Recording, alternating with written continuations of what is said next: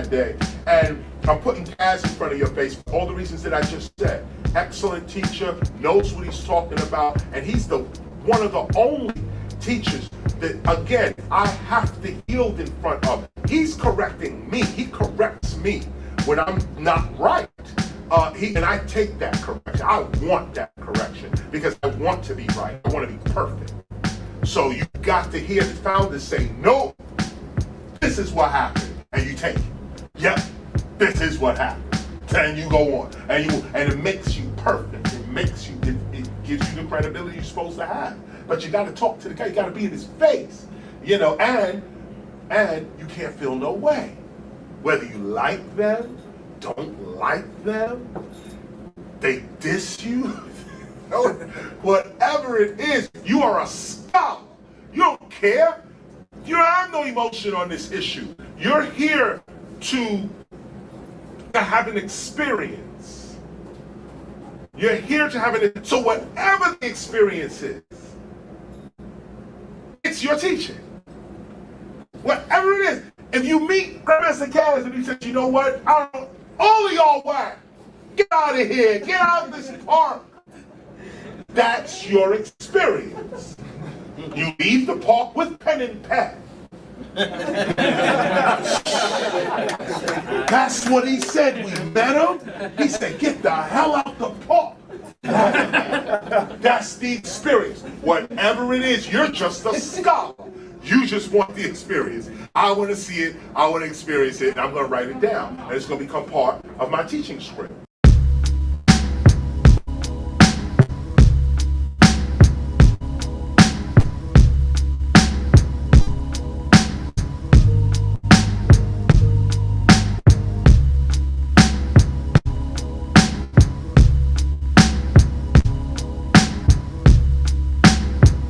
Well, basically, rap was a term just used like in the 50s and the 60s, pretty much, you know, by the black community. You know how we are with our slang. Yo, let me rap at you that quick. Let me rap to your taste. Let me talk to you. That's what rap means. Let me talk to you. Let me holler. Let's talk. So when MCing came from the acronym MC, which stands for Master of the Ceremony. And Master of the Ceremony traditionally is the guy standing up there. Good evening, ladies and gentlemen. And tonight we have that's what we saw when we saw somebody behind a mic talking. So that's what we called ourselves, MCs. Melly Mel defined the term for hip hop, making it EMCEES, MCs. Okay, so if you're an MC, you know, you could work at Carnegie Hall or something, but if you're an EMCEE, that's hip hop. Can you speak about the Great Bear commercial? Oh, the Great Bear? Yeah. What about it? Just the origins of it, where the possibility of the first.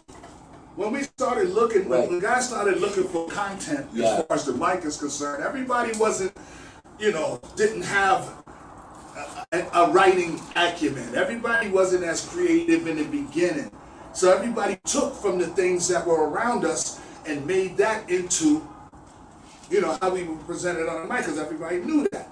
So it's gonna sound familiar to you. It's gonna sound slick. Right. So we found our voices later on in hip hop. In the beginning, we imitated everything, and it's, even though we don't like to admit it, each other. We all imitated each other. We all looked at each other and said, "I'm gonna do that," or "I'm gonna not do that." But you still was influenced by that other person. Okay, so that's where the heart of it comes from. And there's so many more examples, commercials, other songs, records, trivial things that you, oh shit, what? That's where that comes from? Would you say that was the first rap-inspired commercial, perhaps, or where the MC came from that you was Rap-inspired commercial? I don't even think it was rap-inspired because it wasn't even rap or yet. inspired rap. But it shows that what we were doing was done already. Yeah. It's been done in the past. There's videos on YouTube. You can go and watch trios and quartets of dudes rapping. Right. Awesome. Syncopated to the rhythm. Okay? Yeah. So that's why my t-shirts sell the way they do. Hip hop didn't invent anything. It reinvented everything.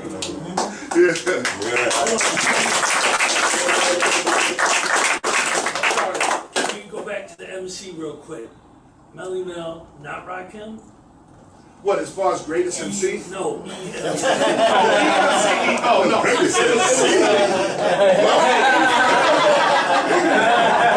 You don't want no problems up here. No, it was Melly Mel. Okay? Because Rakim said, I know you heard Rakim say it, but back on Super Rapping, Melly Mel said that to be NEMCEE is not a threat to society. You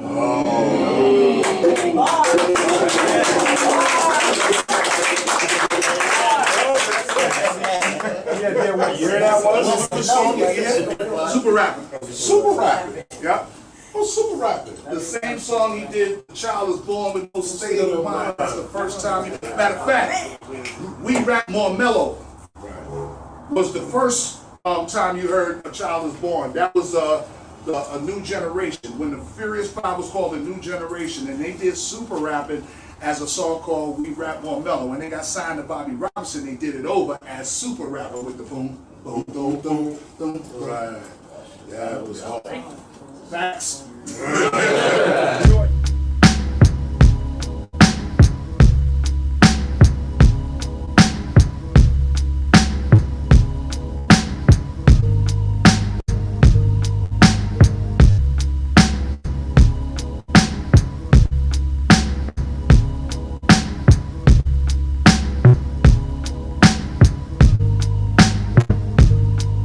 Peace and welcome to the Temple of Hip Hop. I am KRS-ONE. The Temple of Hip Hop is a hip hop preservation ministry, archive, school, and society established in 1996 to ensure the development and progression of hip hop as a divinely inspired urban culture of peace and prosperity. Today we are reading our Gospel of Hip Hop, and we are at our section today. Matter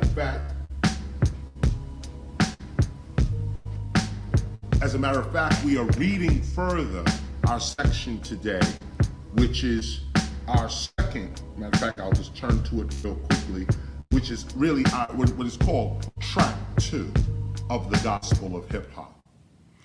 Obviously, I'm recording this right now, and this here is a special reading because here we are discussing God, and we are discussing our approach to God.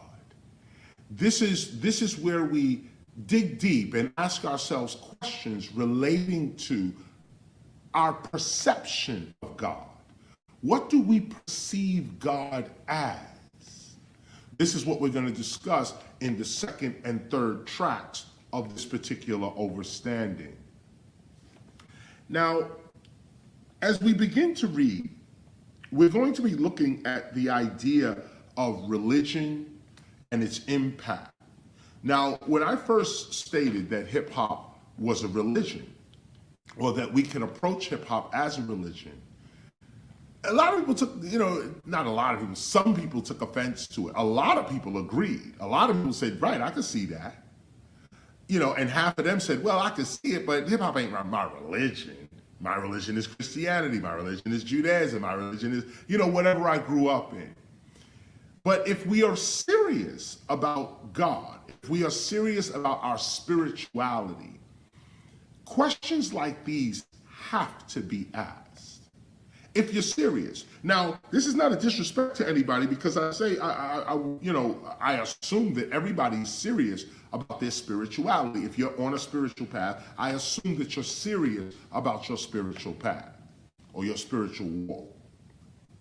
And it's in that spirit that I'm asking these questions or putting these questions forward.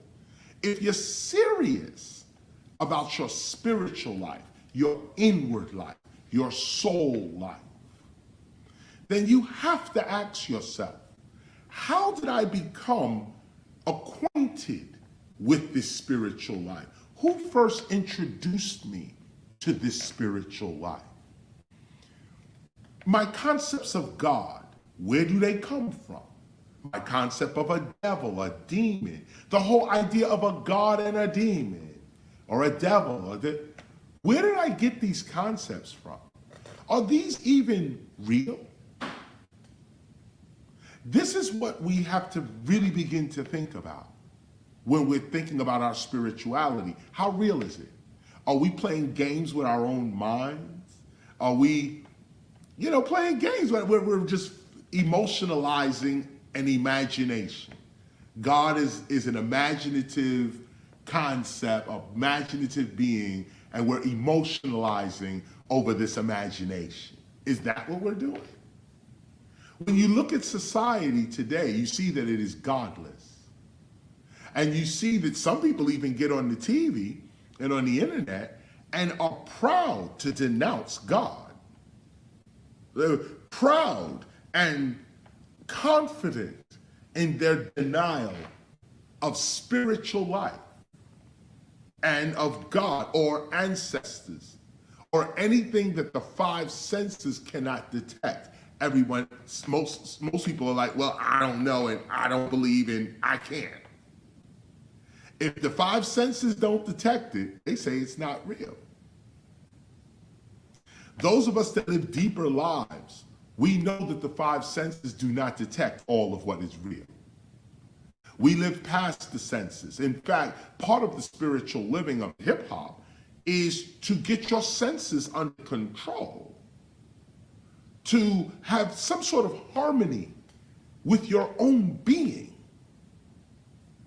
to be self-organized, where your senses is not telling you what they want you to know, but you're telling your senses what you already know. You're telling your senses what you want to know, what you already know, what you will know. You're not stagnant in your own view. You're not saying, this is my view, and I want my senses to tell me my view. No. You're saying the senses do not have a monopoly on what is real. You can tell me what's real. I smell it. I touch it. I can see it. I can hear it. I can taste it. But just because you can do that doesn't mean that you've now summed up all of what is real. The spiritual life takes you beyond the senses, beyond the five senses. I give this analogy all the time about driving in the rain. Those of us that drive cars. If you're driving in a car and it starts raining, first thing you do is throw your windshield wipers on. Take away the rain, clears your view of the road. But look at what's happening here, and this is a good example of spiritual living. It's raining. Throw the windshield wipers on. Now, while you're driving, you don't look at the windshield wipers, you look at the road. In fact, you're kind of looking past the windshield wipers. The windshield wipers are doing a service for you right here and now. They're removing the water from the windshield so that you could see the road. If these windshield wipers break or are not functioning properly, too much water hits the windshield and blinds you from driving. You can't see the road. So the windshields clear the water from the windshield wipers, clear the water from the windshield. But while you're driving, you don't necessarily look at the windshield wipers clearing the water. You're looking at the road. Now, every once in a while, you'll take your eyes off the road and look at the windshield wipers or look at the condition of your windshield. You'll look at the condition of it to see the rain. But these are split-second decisions. These are split. You look at the windshield, you look back at the road. You may turn the windshield up, wipers up from voop, voop, voop, voop to voop, voop, voop, voop, voop, voop, voop, voop. So you're looking at it go from one thing to another, but still you're looking at the road. Notice how the eye is doing it. You could see the windshield wiper, or you could see the road, or you could see the rain. You know, while you're driving, you can look at the rain falling. You're not looking at cars, you're not looking at the road, you're not looking at the windshield wiper, you're looking at the rain. While the rain's falling, the windshield wiper's going, and other cars on the road, you could be looking at something else on the side of the road. A billboard goes by. When you're looking at the billboard, what happens to the rain? When you're looking at the rain, what happens to the windshield? When you're looking at the windshield and the windshield wipers, what happens to the road? You're really watching all of this at the same time. You're really dealing with all of this at the same time. And you may want to give yourself a little experiment on this the next time it's raining or you're just driving in your car. Throw your windshield wipers on and look at the windshield. While you're driving, look at your windshield wipers. You'll notice you're not looking at the road, but you'll notice that you can still see the road. But you're not looking at it. Then look past the windshield wipers. You'll see the road, and you'll also see the windshield wipers, but you're not looking at the windshield wipers, you're looking at the road. Some call this peripheral vision, where you're looking this way, but you can also see stuff over here. You can see stuff over here as well. You can see around you. It's called peripheral vision. You can see around you. But this has to do with your attention directing your sight. Wherever your conscious attention is where your eye is going to be. Now, most people say that their eye is their conscious attention. So whatever catches their eye affects their mind. As opposed to your mind, or even your being directing your mind, says, here's what I need to see. Here's what I need to see. And if you see it, it's in physical reality. This is how miracles occur. This is how you manifest material objects out of the thin air. A lot of it has to do with awareness.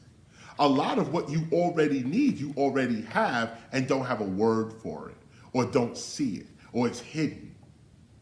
This is where miracles come from. This is where it comes from. It has a lot to do with your awareness. It's you that didn't know, now you know. It's you that didn't have, now you have. So what we're doing here is we're discussing our concept of spirituality.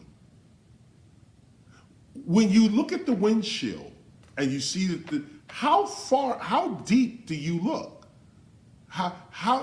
Using the windshield and the car, the windshield and the windshield wipers as the analogy of one's spiritual life. You're walking down the spiritual path. You're living a spiritual life. But are you looking at the windshield wipers only and not looking at the road? Have you been looking at the road so long, you don't even see the windshield wipers no more? Are you only focused on the road and not the rain falling? You think it's going to rain all day, all night. But if you just look down 10 miles, you see it's blue skies, and you just need to get to that. How are you conducting your spiritual life? What can you see? What do you perceive? Who is the cause? What is the cause of your perception? Who's making you, or what is making you see things the way that you do? This is what we're discussing today. Turn your gospel to page 618. We're reading track 2. Track 2 of 618. By the way, I'm just saying, track 2, page 618. Here we go. We, hip hop, are a force within the force. We are birthed from within God. God, the divine mother, is the force, the unmanifested realm, the great event which we live and have life within. And you know what? Let's go ahead and highlight that. You know what? I'm going to need a pen. Just grab a pen. We'll grab one here. I want you to highlight this first part right here. This first piece. Let me read it one more time while I get a pen going. We, hip-hop, are a force within the force. You got it? We are a force within the force. You will notice that we call God the great event, the great going on, the happening. But we are events within the event. We are an event within the great event. We are a happening within the great happening.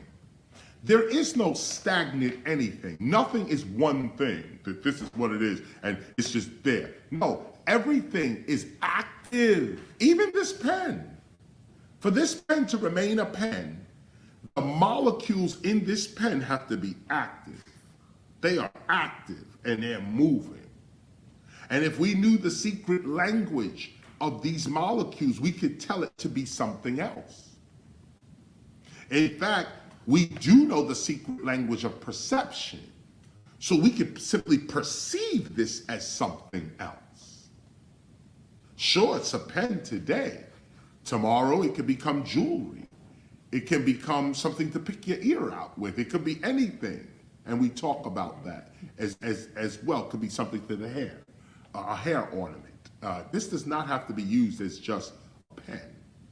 And that's the beauty of hip hop, that we know what things are. And we say, look, this is a pen. But you can go beyond that and say, no, I'm gonna use 2 of these to keep my hair together. I'm gonna use this as some sort of jewelry or something. I'm gonna use it other than what it is because I am in control of my own perception. I know it appears to my 5 senses as a pen, but because I control my senses, I can make this whatever I need it to be for my survival. So what I want you to do with this piece of light, which we are calling a pen, is to highlight paragraph 88, which is the first paragraph of track 2. Let me hit you with it again. We are hip hop, a force within the force. We are birthed from within God. God, the divine mother, is the force, the unmanifested realm, the great event which we live and have life within. This is our first definition of God. You will see various definitions throughout this read as we go forward. But this begins the first one. The unmanifested realm, the force, the great event, the divine mother.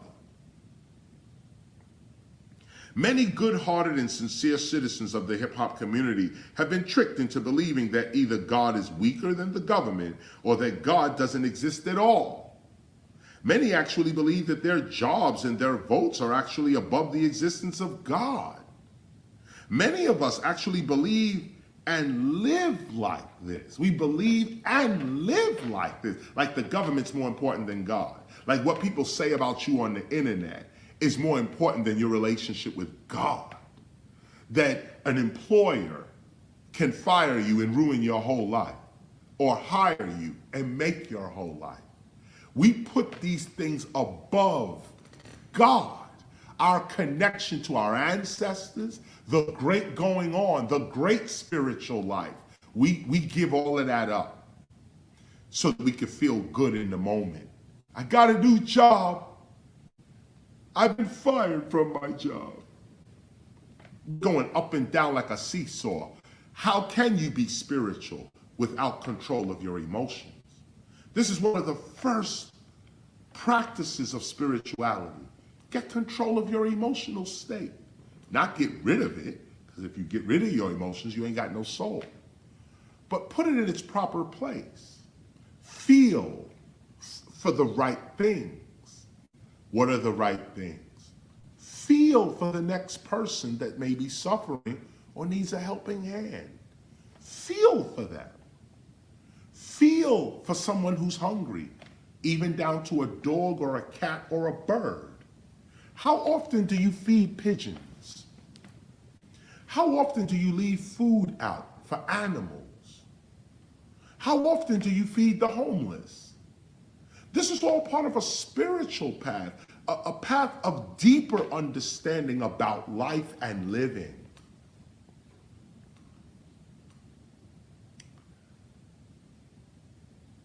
Through our own actions, we confirm every day that our outer circumstances are actually more powerful and overwhelming to us than our inner reality.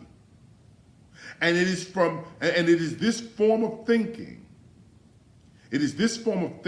living, and being that actually denies us access to our own God. This is what it is. Through our own actions, we confirm every day that our outer circumstances are actually more powerful and overwhelming to us than our inner reality. And it is this form of thinking, living, and being that actually denies us access to our own God. It takes courage to walk with God. It takes courage to be God. This particular problem begins when you stop believing in yourself, your principles, and your own life history. God may not be the reality of others, but God is indeed your reality. And if you deny your reality for someone else's reality, then by your own mind, you have freely given up your own power. This is how devils work. This is how they get you to move. We have seen now for many centuries that the work of devils is to get you to doubt yourself through fear and or temptation. Look at this.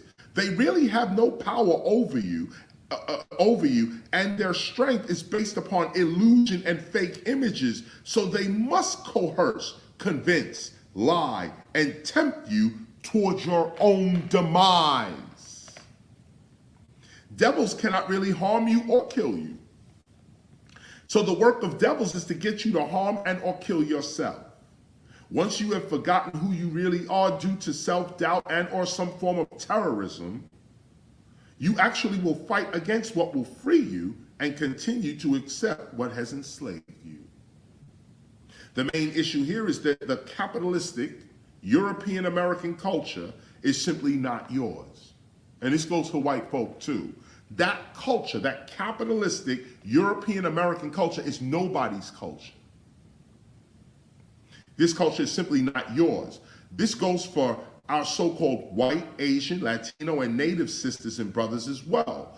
God may not be the choice or character of those who seek to exploit you, but as for your very being, God may be your very identity.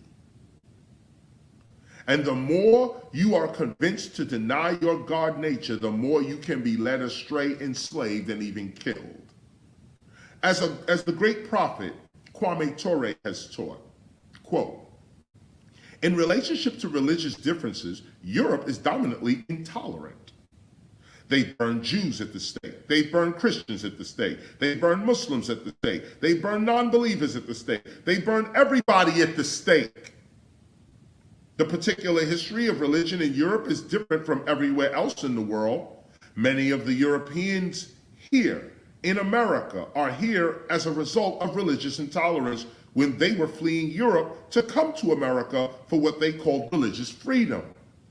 But the religious tolerance of Europe has scared the entire world, reaching its climax with Hitler and the Jews. When Karl Marx made the statement that religion is the opiate of the masses, he's absolutely correct for Europe. Thus, it is a fact that in Europe, religion was used by the nations to confuse the people and to intoxicate the masses. We say that this is all true, but outside of Europe, religion has been used to help the people as a civilizing force. Certainly, if one knows anything about the history of Arabia and the history of the Prophet Muhammad and the religion of Islam, they will see that Islam came as a civilizing force. So that here, the relationship of the people to religion is different than it was in Europe. Marx and Lenin, when they think philosophical materialism, they make it atheistic. Thus, they impose upon people who want to be socialists that before you are socialist, you must say that you don't believe in God. Perhaps in Europe you can discuss this, but nowhere outside of Europe can you go and tell people that in order to be revolutionary, you must say that God does not exist. Especially not these Africans, because they believe in God. When I went to work for the movement in the 1960s, the first thing the people tell you is, if God ain't in this, I ain't. If God ain't leading this, we not gonna win this. If you look at the African liberation movement and trace it, you will see that it was led by heroic African Christians like Martin Luther King. Even Malcolm X, people forget, was a Muslim minister. So the role of religion in the African revolution outside of Europe was entirely different. Thus, you cannot take this European culture and try to impose it upon our people. They will not respond. They must respond to their culture. Here you go. They must respond to their culture. Kwame Ture continued, no one judges a system of thought by its appearance.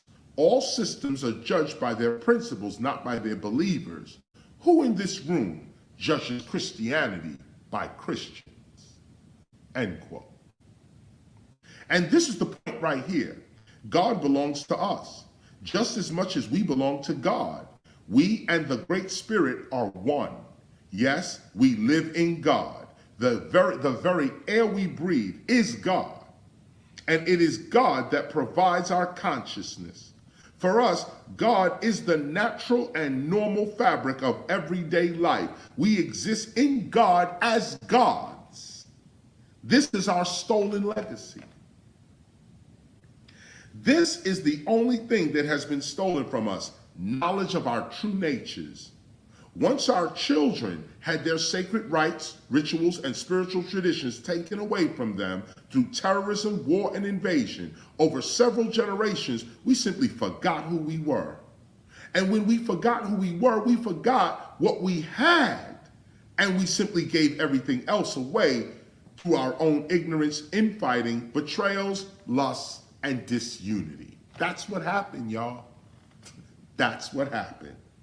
If there is one solution to humanity's problem of disunity, betrayal, and temptation, it is that we must return to God. We must return to God. We must return to our God state of being. God is a human concept given freely to the world by enlightened human minds. And it is this concept that we must reclaim again by reaffirming our identity as gods, belonging to God. The question is, are you African, Asian, European, Indian, indigenous, or are you fully human? Are you a god? Let's highlight that.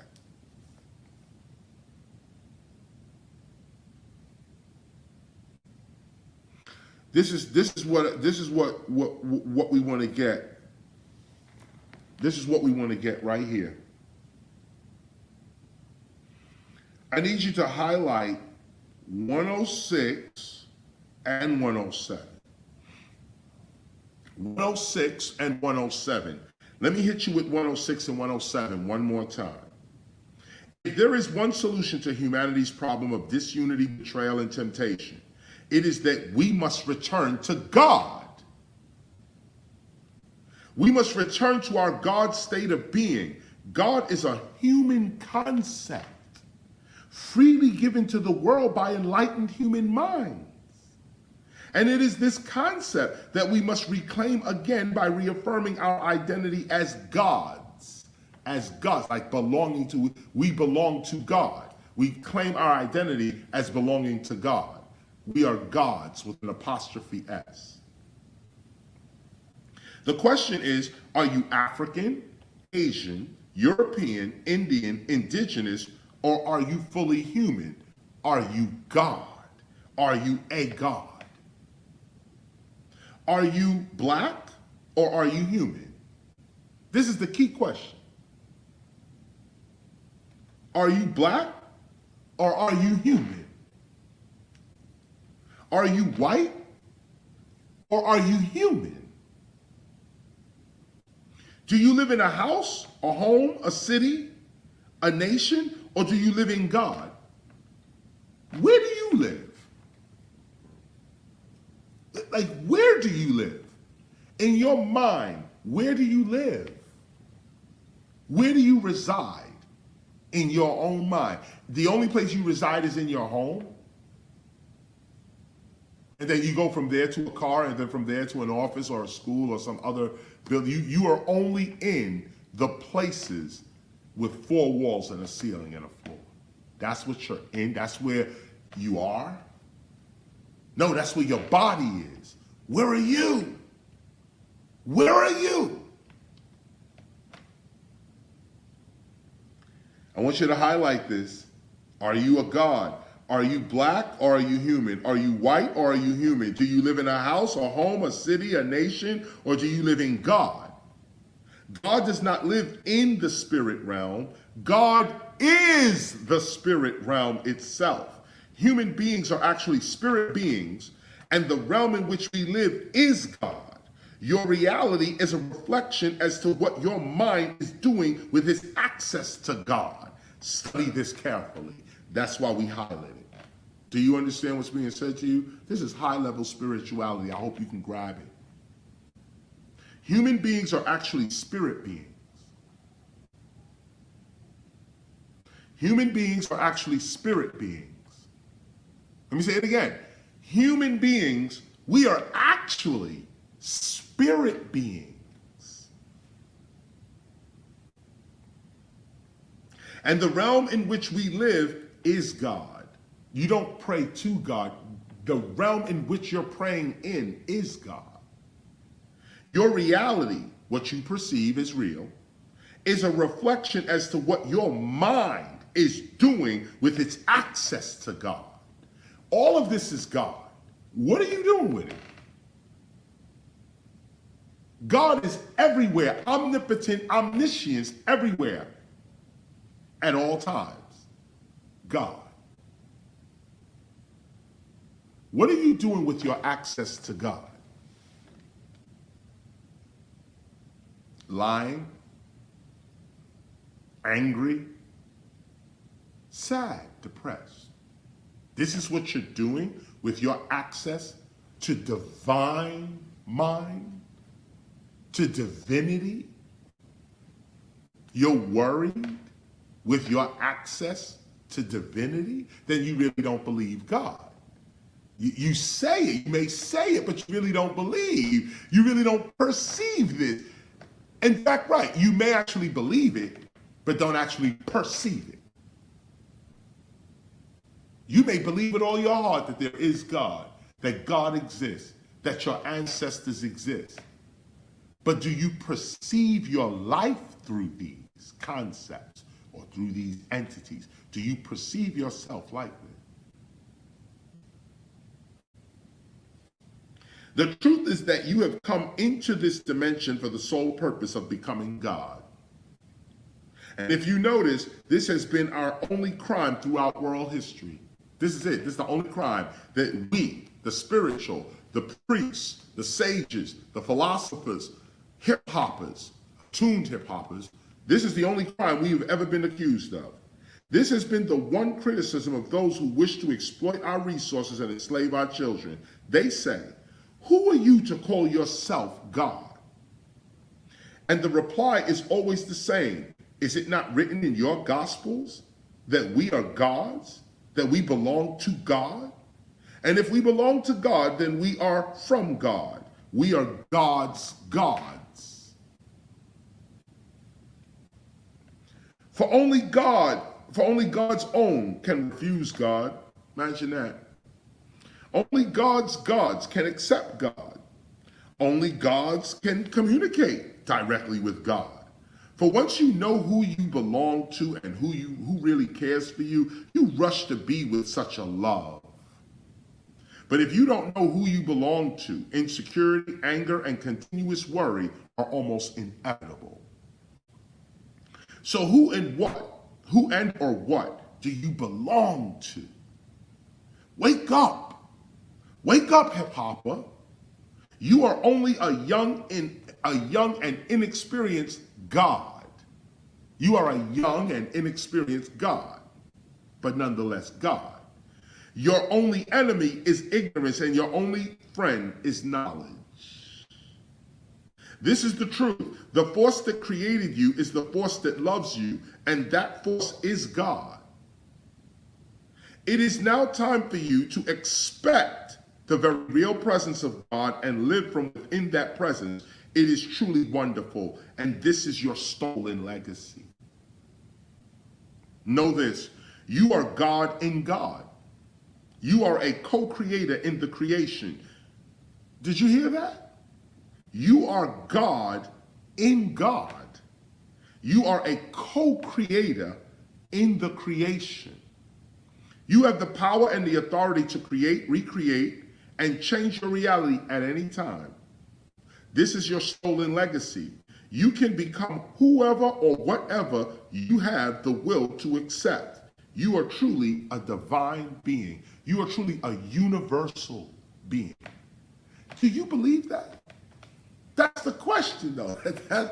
That's the question. I could say this all day. Do you believe it?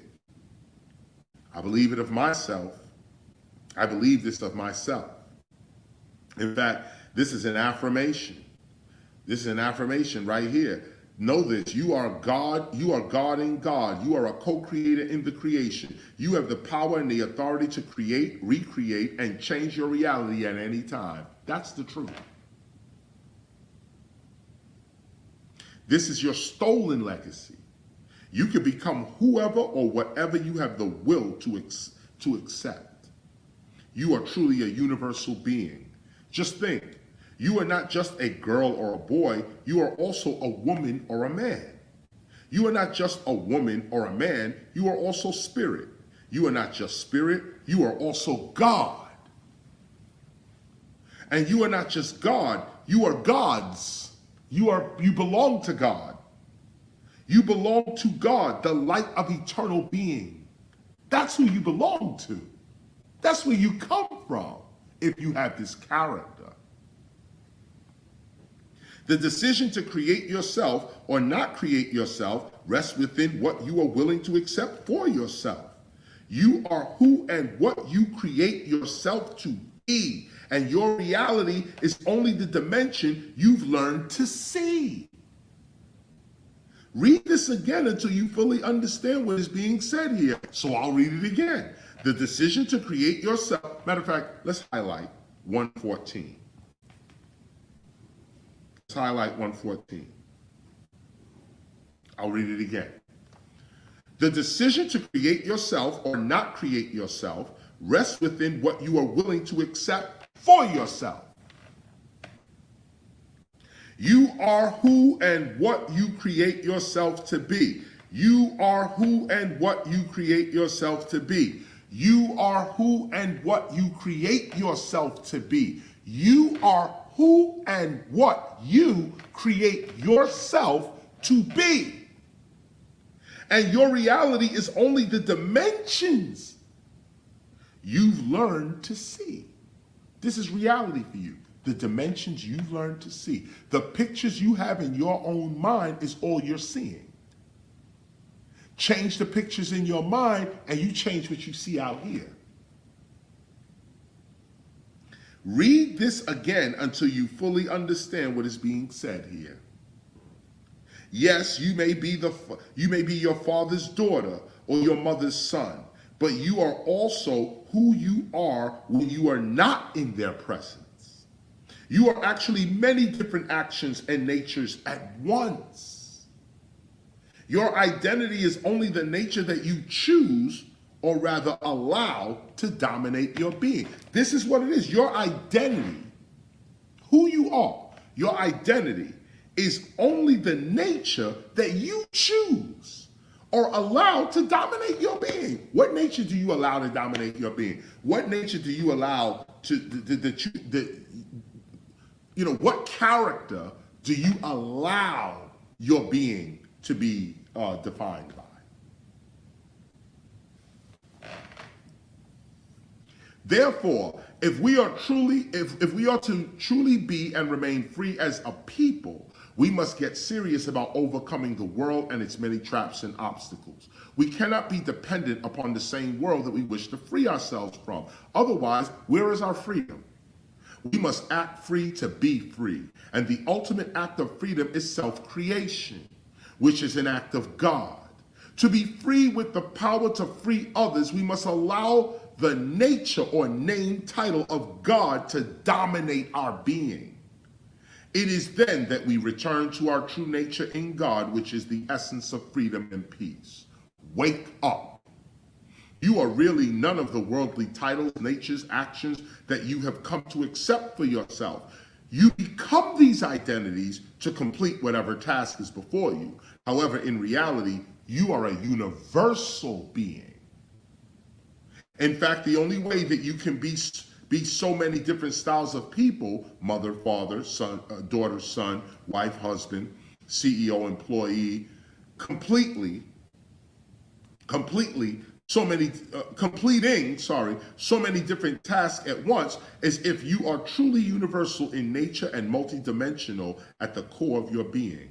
A one-dimensional creature cannot do all of the things that you do daily. These are the truths. This is not about belief. I'm pointing out what's actually going on in your life that is spiritual, not a man in the sky. This is it right here. Begin to acknowledge that the real you belongs to the very fabric of the conscious universe itself.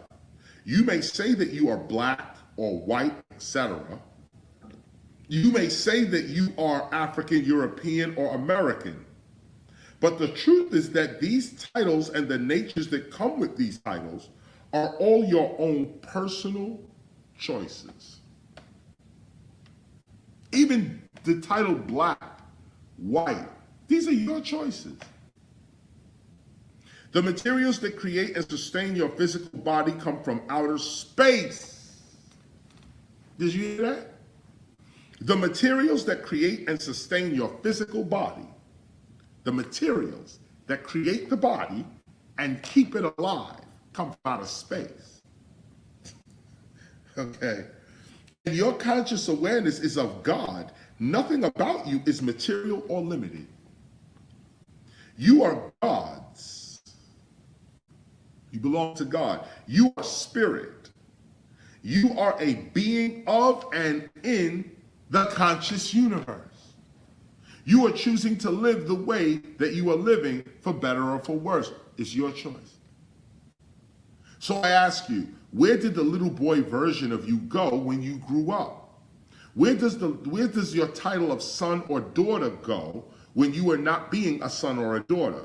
Where do you put the titles that you are not presently using? All these titles that we are in the world, to ourselves, to our families, where do they go when we're not these things? Where does your job description go after work? Do you stop being a father when you sleep? When you put this instrument down, when you put this book down and take a break, do you stop being a reader?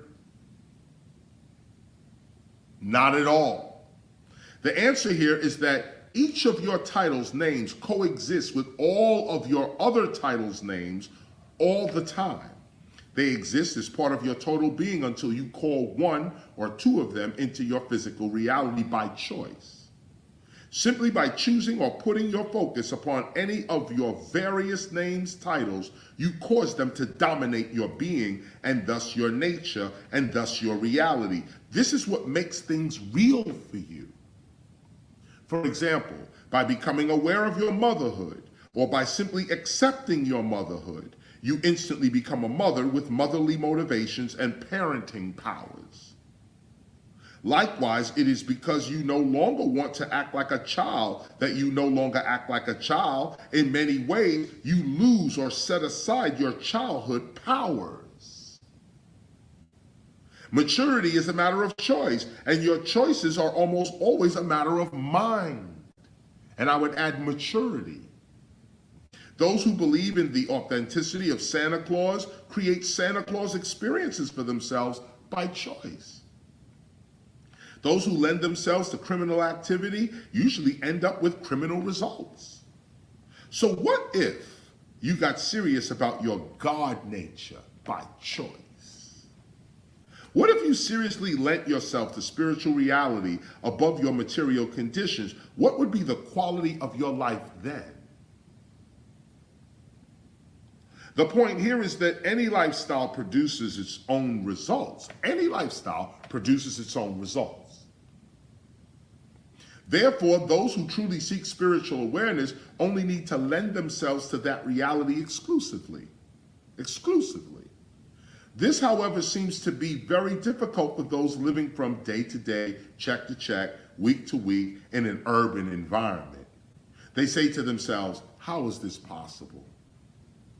And the answer is that you choose your reality based upon the nature or name you decide to adopt as real. As an example, at this very moment, you are a child and an old man, woman, a human being and a spirit being, a parent and a son, daughter right now. All of this you are right now. Right now, you are choosing your reality. So who are you right now? A reader, a watcher, or God, or both? Whatever nature you are experiencing right now is your decision to experience. In truth, you are who and what you think you are. You are whatever you tell people you are. You are the story that you tell about yourself. You are what you do repeatedly. So why not think of yourself as a divine being doing divine things, doing divine being things repeatedly? This decision is always yours to make. Why do human being when you can do spirit being? This is the key. This is the key to believing in yourself. Not on no ego and some arrogance. Oh, I'm God. No, you're not. A deeper understanding, a deeper realization as to what God is what makes you God. Realizing God makes you God, puts you in alignment with what is divine. Why do human being when you can do spirit being? Each title that you have accepted for yourself comes with certain duties and certain powers to accomplish its nature. Every title has a duty, every name has a nature, and every nature has a spirit which operates within certain spiritual laws. Your true spiritual nature is your law and savior, your law and savior. And let me say that one more time. Your true spiritual nature is your Lord and Savior. Wow. You just have to make your God a priority in your life and suddenly God appears. It's really that simple. Make God a priority in your life and God appears. You are a location in God. This KRS-ONE is an address in God. You are a creative force, simple and plain. You are literally a place where God is. You are a cosmic event, not just the name on your birth certificate. Your real name is actually a cosmic address in space and time. Space and time. It is where God is. Look at this. Your real name is actually a cosmic address in space and time. It is where God is. You are where God is.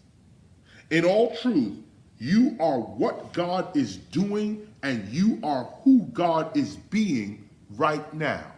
Realize that right now. You are who God is. Let me hit you with that again. You are what God is doing. You are what God is doing. And you are who God is being. You are what God is doing, and you are who God is being right now. How often are you going to deny that? And for what? To worry? To be sad? To be depressed? To find happiness in everything other than God? This is what you have forgotten. This is what is missing from your psychology. You are the return of God. You are the Mahdi, the Buddha, the Christ. You are the second coming. You listen to me right now. You are the second coming of Christ. You are the second coming. You are who you've been waiting for.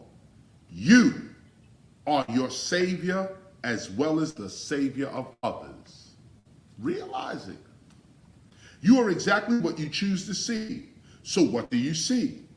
We have come to remind you that you are the God of your life, the Lord of your world, the mayor of your inner city. You are the law of your life.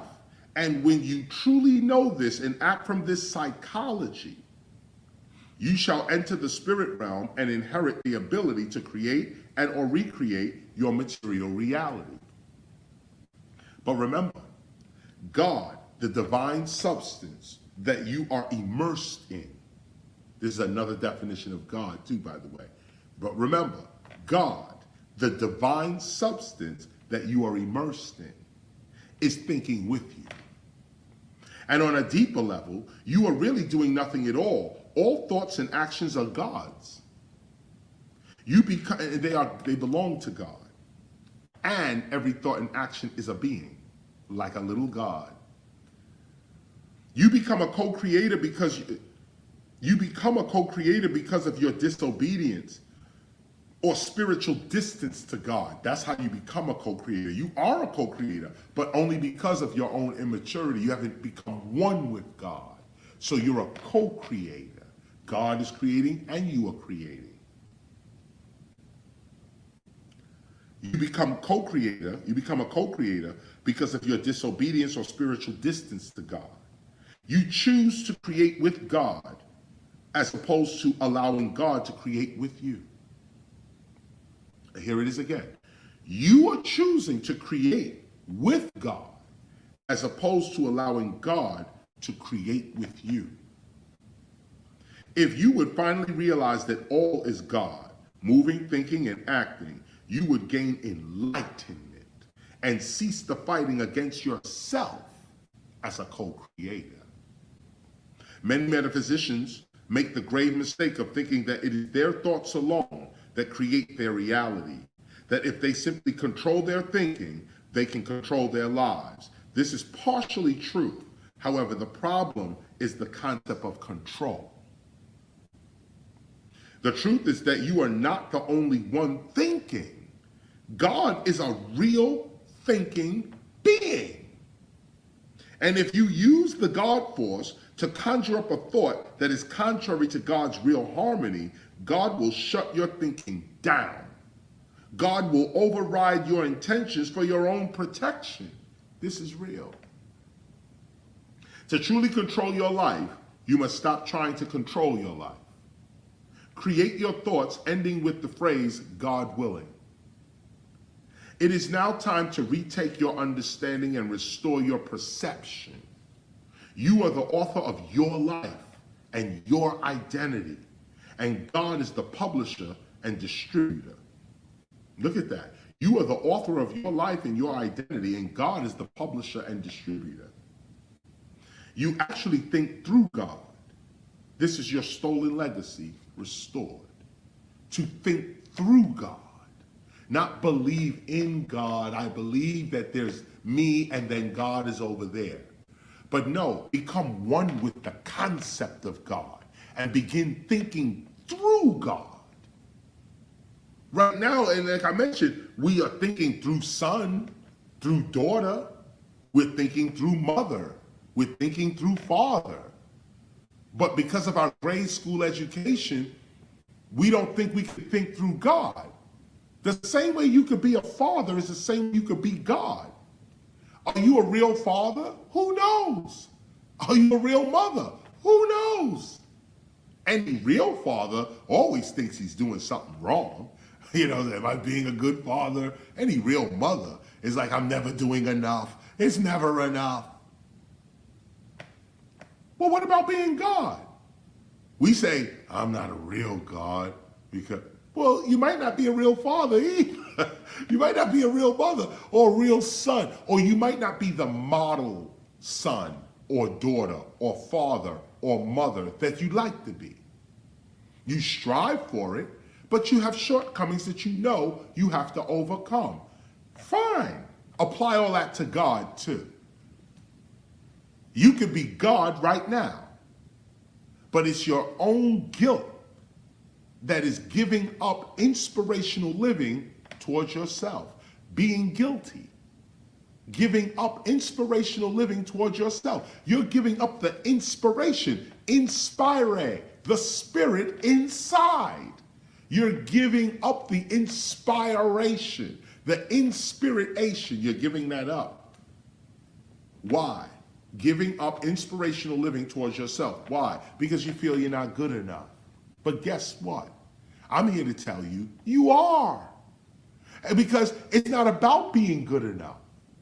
It's about, let me say this again. It's not about being good enough. It's about being. That's it. Being.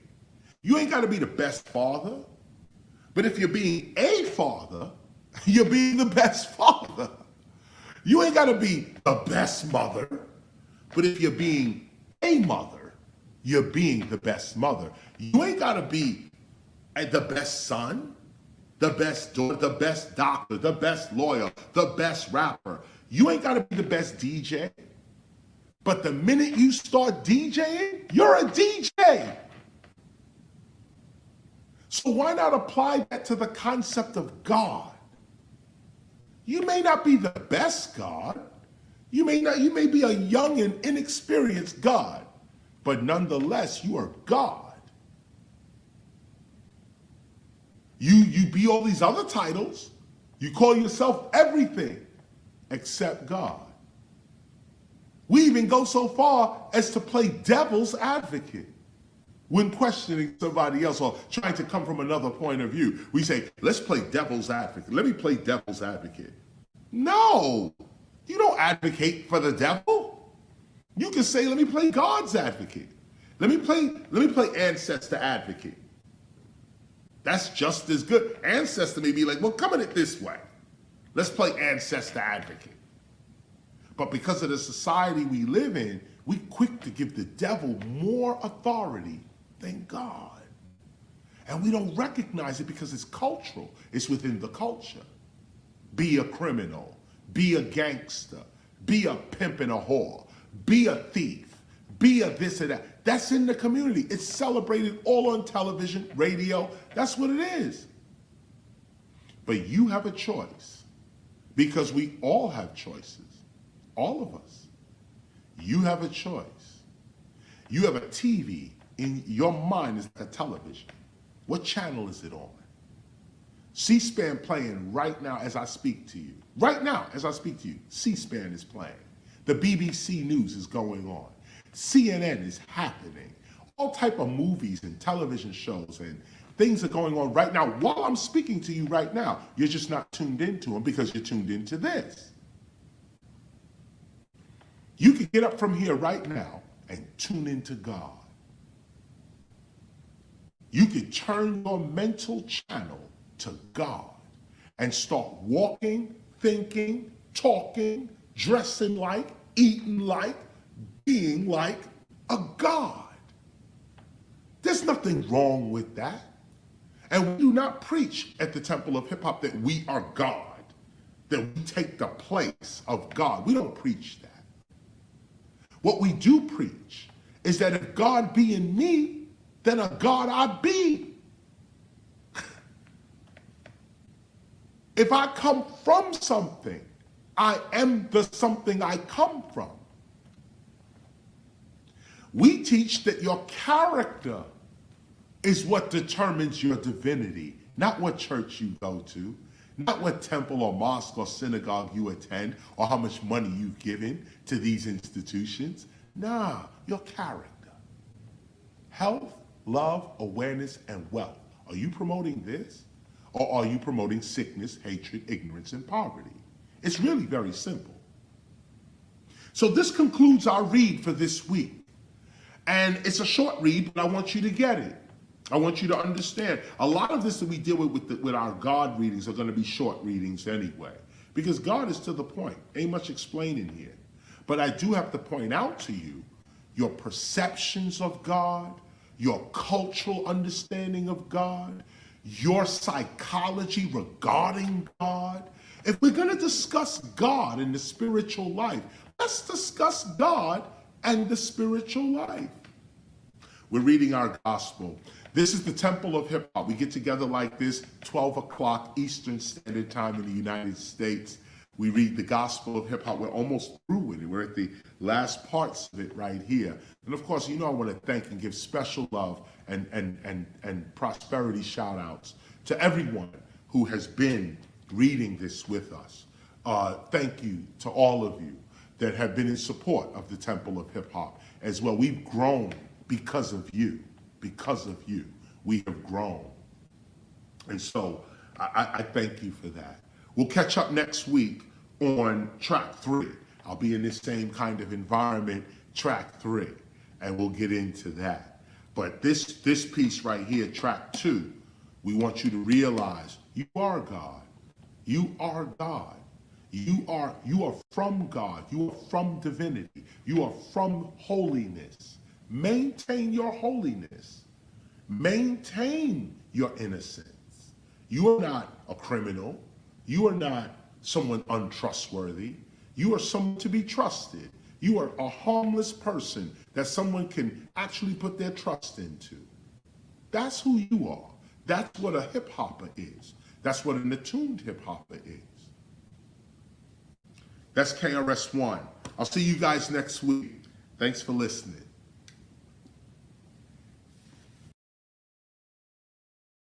See, this is why we need a union. Talk a little bit about the importance of a union for rappers, for specifically us, but also for R&B, hip hop, our community. How important is a union? It's very important.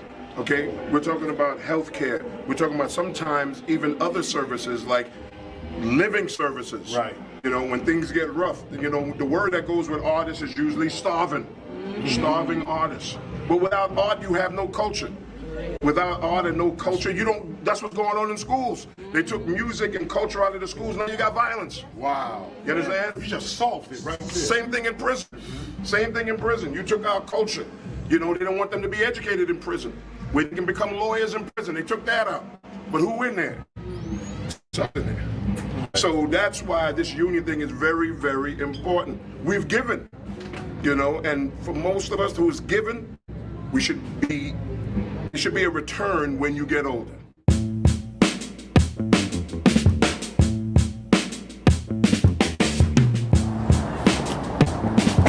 So here we are now at the IBEW building, the International Brotherhood of Electrical Workers building. And we're actually going, well, this is the continuation of the building of our union, the Hip Hop Alliance Union. What we're trying to do is set standards and make sure that we're protected, not only in our older age, but young people coming into the music industry should be protected, should be offered some kind of protection for their creativity. Corporations should not be allowed to just come into our culture, take what they want, and have no standards.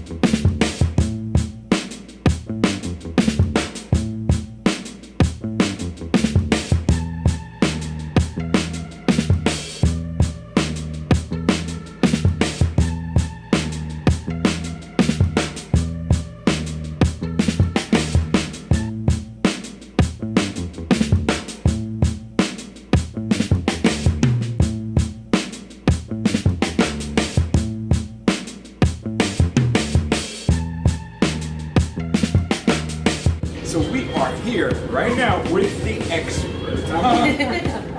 It's going down, y'all. We're here with the AFL-CIO with AFM. Shout out to AFL. Our alliance is on the move.